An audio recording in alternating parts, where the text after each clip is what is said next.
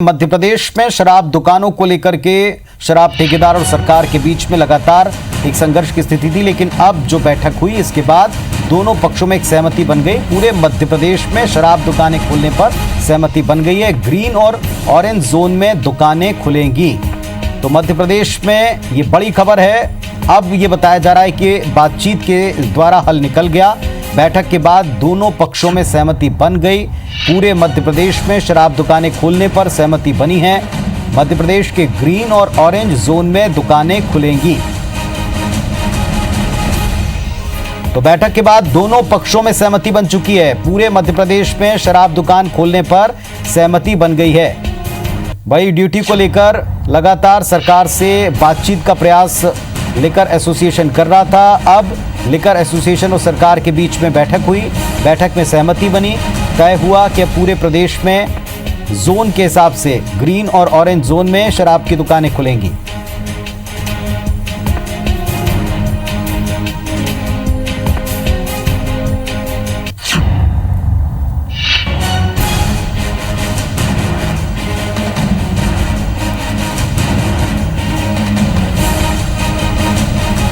तो बड़ी खबर इस वक्त की, गतिरोध समाप्त किया गया बातचीत के द्वारा। पूरे मध्य प्रदेश में शराब की दुकानें खोलने पर सहमति बनी है। मध्य प्रदेश में ग्रीन और ऑरेंज जोन में ये दुकानें खुलेंगी। और बीते 2 दिनों से जो लगातार इस विषय पर गतिरोध था, ये समाप्त होता दिख रहा है। लिकर एसोसिएशन और सरकार के बीच में बैठक में हल निकला है।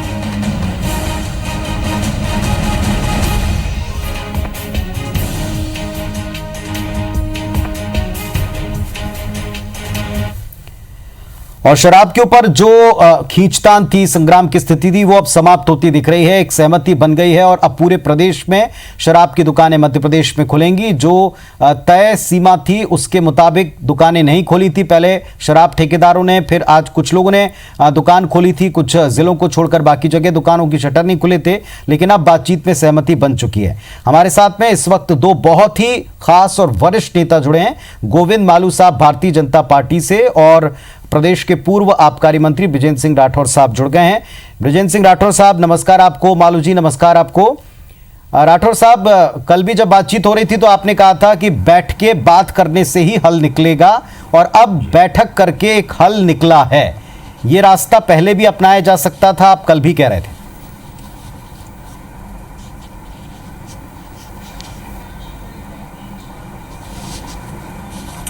देखिए, मैंने कल जो कहा था जी, मैंने कल इस बात को कहा था कि 17 तारीख के बाद 17 तारीख तक टोटल शराबबंदी रहना चाहिए।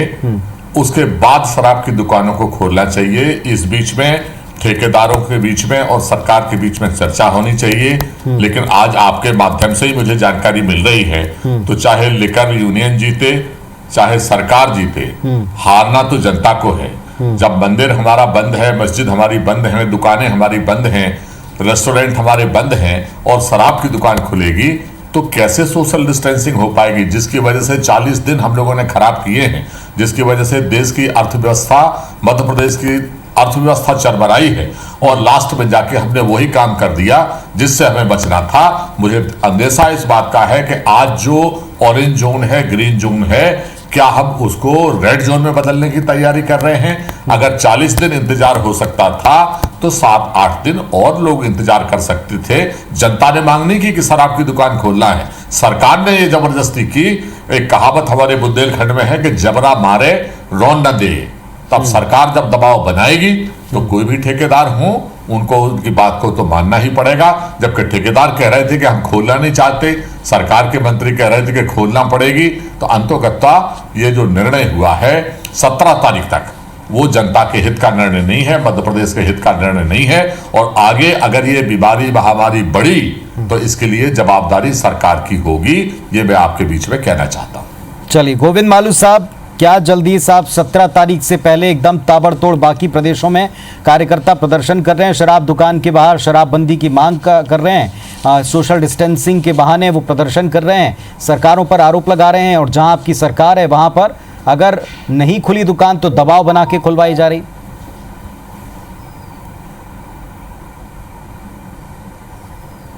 देखिए, सरकार की गतिविधियां प्रारंभ हो गई हैं।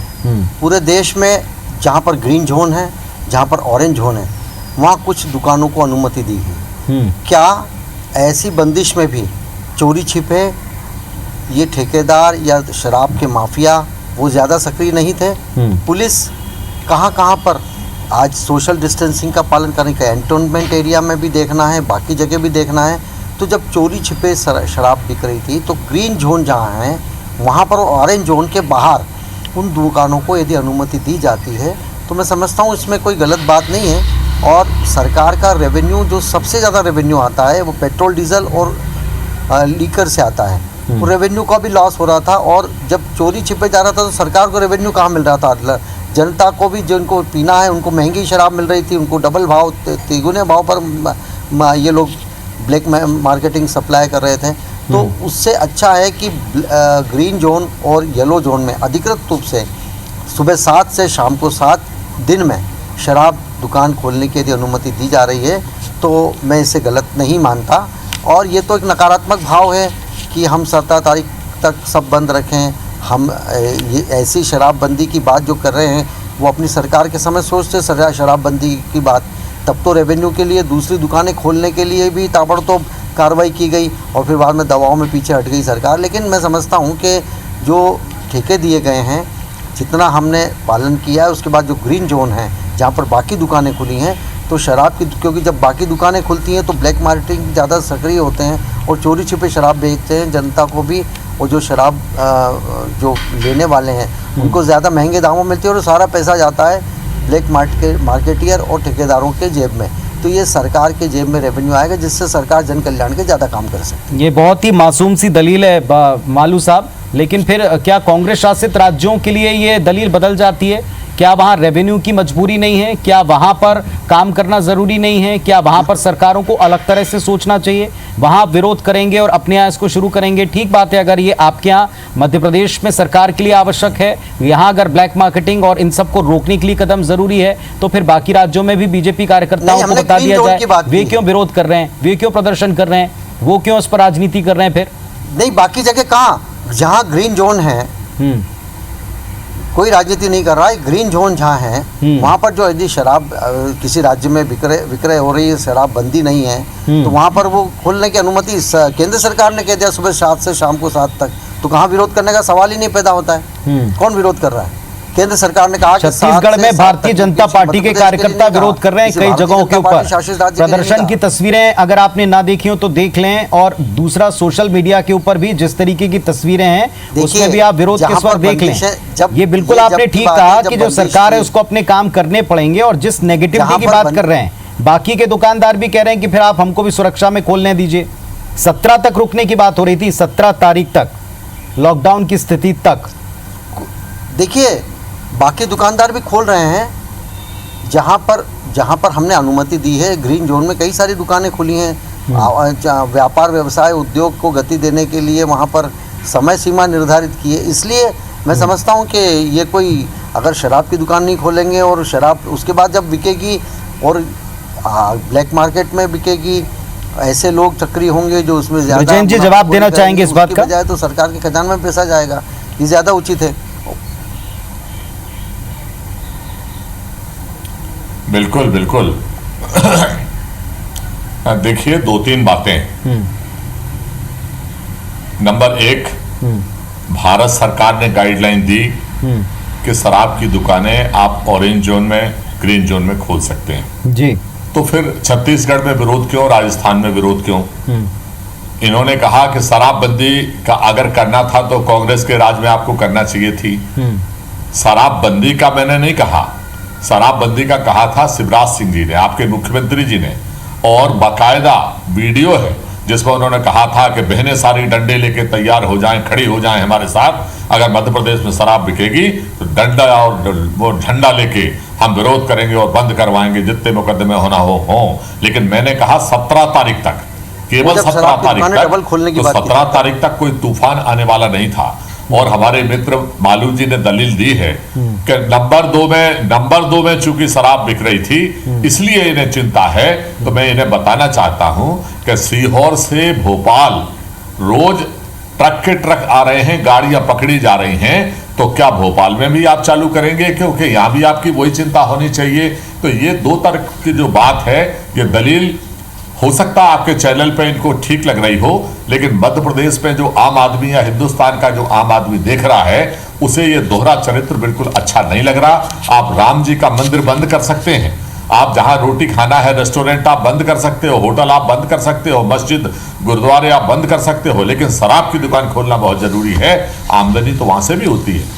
एक बड़ा सवाल तो इस बात का भी है कि अगर सबको कुछ पता है, अगर सब कुछ पता है, तो फिर क्यों हम ये कह रहे हैं? फिर व्यवस्था संभालने वाली सरकार पर जो आरोप लगाते थे, अब जब सरकार में आए तो फिर उस व्यवस्था को संभालते, उस व्यवस्था को भी देखते, जहां जो कार्रवाइयां हो रही हैं और सख्ती बरती जाती। खैर, ये वक्त के हिसाब से शायद वर्जन बदल। गोविंद बालू जी, अभी कुछ दिनों पहले तक, बल्कि हर दिन मुख्यमंत्री जी को हम संदेश देते हुए सुनते हैं और वो हर बार ये कहते हैं कि प्रदेश के लोगों की जान से बढ़कर कुछ नहीं। जाहिर सी बात है, सबकी प्रायोरिटी में इस वक्त जान बचाना है, बाकी सारी चीजें उसके बाद आती हैं। इसके बाद ही अर्थव्यवस्था आती है, उसके बाद ही रेवेन्यू आता है, इसके बाद ही मोबिलिटी आती है, इसके बाद ही सारी सेवाएं आती हैं। अब शराब की दुकानों से जो आलम है पूरे देश में हर एक जगह से आप तक भी पहुंचा है। आप ये कह रहे हैं कि अभी कालाबाजारी को रोक पाने में कहां तक पुलिस देखेगी, तो अब शराब की दुकान के बाहर कहां तक पुलिस देखेगी? संक्रमण अगर वहां से फैला तो कौन इसके लिए दोषी होगा? शराब दुकानदार होगा, लेने वाला व्यक्ति होगा, पुलिस प्रशासन जो वहां लगा था या नहीं लगा था वो होगा?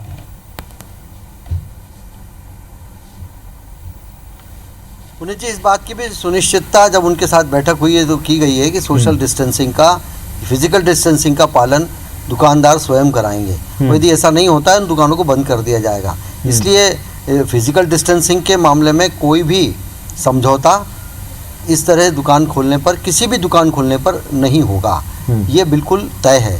लेकिन मैंने आपसे पहले ही कहा कि जब लॉकडाउन में, जब रेड जोन में, जब कई जगह पर शराब को पकड़ा गया, अवैध शराब को बिकते हुए पकड़ा गया, तो जब ये जो प्रयास चल रहे थे, उसके बजाय ग्रीन जोन में जब बाकी सारी गतिविधियां शुरू हैं, तो लोग अपने घर पे जाकर पिए, कहीं जो चोरी छुपे मंगा रहे थे, ज़्यादा पैसे दे रहे थे, तो सरकार के रेवेन्यू का भी नुकसान हो रहा था। और ऐसे में निश्चित ही मानव जीवन और मनुष्य का जो जीवन है वो आपकी बात जो आप कह चुके हैं, आपकी बात जो आप कह चुके हैं और जो आप मजबूरी बता चुके हैं, उस पर तो हम बात कर चुके हैं। जैसा आपने कहा कि शराब दुकानदार जो है वो तय करेगा, लेकिन शराब दुकानदार तो जब 2 दिन से वो सामने आए मीडिया के, हर बार उन्होंने कहा कि हम कैसे तय करेंगे। उनका भी तो उन्होंने पहला वर्जन जो अपना दिया, ये तो बाद में उनकी ड्यूटी को लेकर उन्होंने आपत्तियां रखी, लेकिन इसके पहले जब सबसे पहले आप लोगों ने उनको बुलाया था बातचीत करने के लिए, तो पहले ही उनका तर्क था कि संक्रमण को हम कैसे रोकेंगे, बाकी के जोन से लोग अगर हमारी दुकान के पास आ गए और वहां से संक्रमण फैला तो हम कैसे रोकेंगे, हम कंट्रोल करना हम नहीं कर सके तो क्या हम पर कार्रवाई होगी? इसीलिए वो असमर्थता जता रहे थे। पहला तर्क उनका ये था, तो क्या ये मान लिया जाए कि आप उन पर तैयारी कर रहे हैं कार्रवाई करने के लिए? वो तो पहले असमर्थता जता रहे थे शुरुआत में। पुनीत जी, केवल शराब की दुकान की बात नहीं है। ग्रीन जोन में जहाँ दूसरी एक्टिविटीज़ भी शुरू हैं, वहाँ पर भी कई जगह ऐसे चित्र आए। कल ही अशोकनगर का एक चित्र आया कि जैसे कोई धनतेरस मन रही हो, तो लोगों को खुद को भी स्व अनुशासन का पालन करना पड़ेगा, और सरकार बार बार हिदायत देती है, उसको पालन भी कराएगी। इसलिए केवल एक शराब की दुकान पर फिजिकल डिस्टेंसिंग का पालन नहीं होगा, बाकी जगह होगा, ऐसा हम नहीं कहते।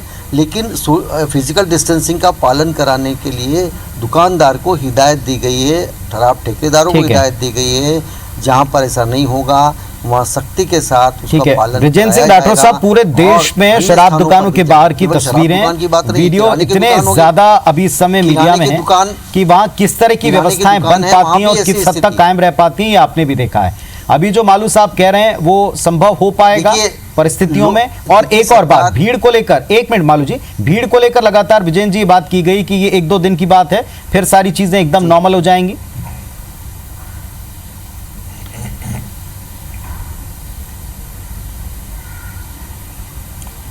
देखिए, जो व्यवस्था पुलिस नहीं बना पा रही है, जो व्यवस्था सरकार नहीं बना पा रही है, ये खुद ही कह रहे हैं कि अवैध शराब बिक्री हो रही है, लोग मान नहीं रहे हैं, तो फिर वो उस व्यवस्था की उम्मीद ये किससे कर रहे हैं? ठेकेदार से। जो ठेकेदार जो है अपनी अंदर की दुकान को, पेटी को सुरक्षित कर ले, वो बहुत बड़ी बात है। बाहर की व्यवस्था वो नहीं देख सकता। आपको मैं स्पष्ट कहना चाहता हूं कि इस पूरे मुद्दे पर ये दो तरीके की जो राजनीति है वो स्पष्ट समझ में आ रही है। धनबल जीत गया, जन हार गया। इन्होंने महत्व दिया काय को, पैसे को, जनता को, मध्य प्रदेश की जनता के हित का महत्व नहीं दिया।